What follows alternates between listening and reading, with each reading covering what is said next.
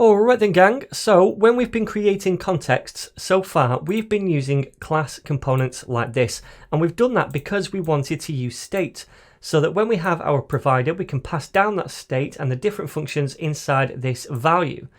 But now we've seen the useState hook, we can now, if we wanted to, use a functional component because we can now use that hook to define some state inside that functional component. So what I'm going to do is show you how to do all of this kind of stuff using a functional component instead. Now you don't have to do that, by the way. A class component is perfectly fine. I just wanted to show you that we can do this.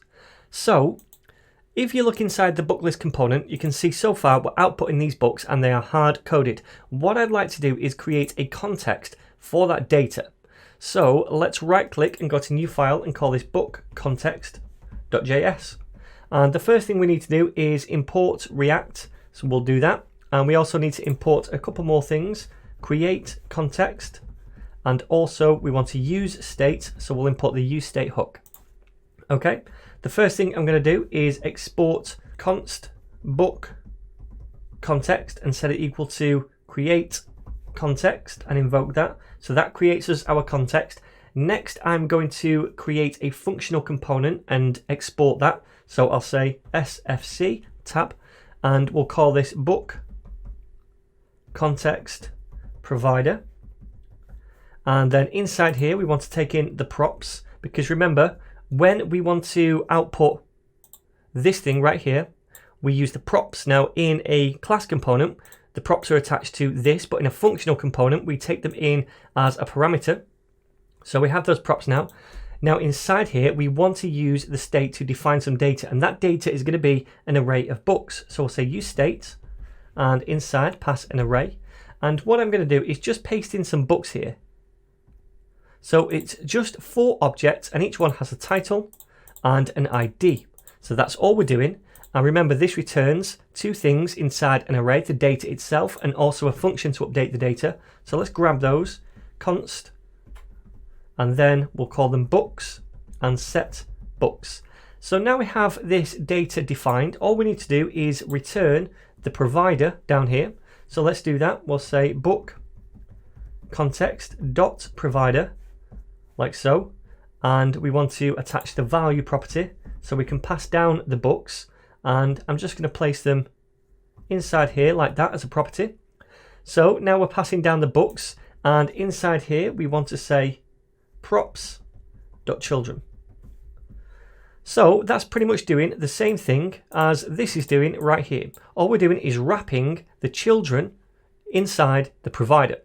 So we've exported this. Now all we need to do is import this into app.js so that we can wrap the components that we need it to. Now I'm only going to use this inside the book list, so I'll just wrap it around that, and we'll call it book list provider.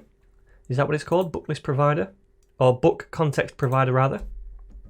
Book context provider, and close that off. That auto imported it for me up here. Let me take this closing bracket and put it at the end and scoot that in. All right. So now inside our book list we could consume this context. So let's do that. All I'm going to do is use the use context hook again to do that.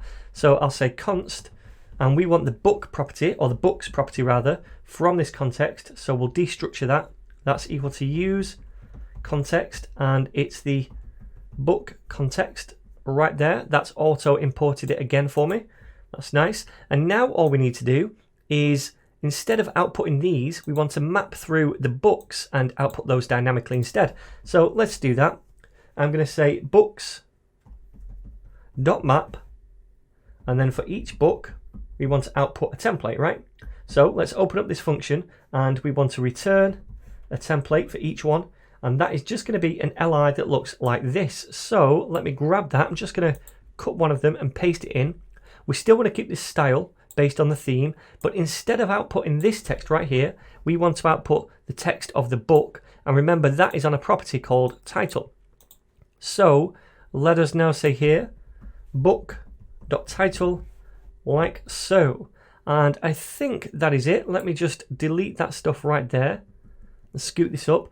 So fingers crossed. Let's save this now and see if it works. Come over here. Nope, we get a big fat error, and it says each child in a list should have a unique key prop. Of course it should. We need to attach a key to this over here. And remember, we had an ID property on each book, so we'll just set it to book.id, save that, and this should work.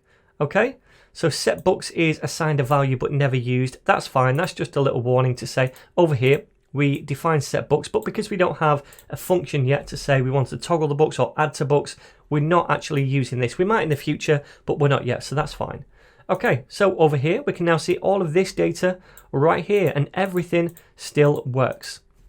So that is how we can create a context like this and the provider using a functional component, which I think sometimes looks a little neater than using a class component.